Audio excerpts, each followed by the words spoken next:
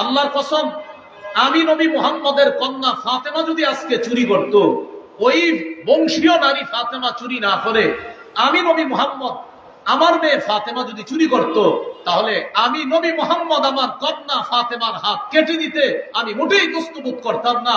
আল্লাহর বিধান আমার কন্যার উপরে আমি প্রয়োগ করতাম। এটা হলো মুসলিম শাসকের 2 নম্বর বৈশিষ্ট্য হবে, তিনি ইনসাফ প্রতিষ্ঠিত করবেন।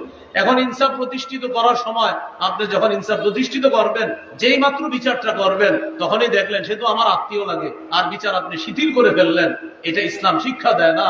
এই জন্য ইসলামী শাসন ব্যবস্থায় যিনি মুসলিম শাসক মুসলমানদের প্রতিনিধিত্ব করবেন, তার 2 নম্বর গুণ হবে তিনি ইনসাফ প্রতিষ্ঠিত করবে সমাজে।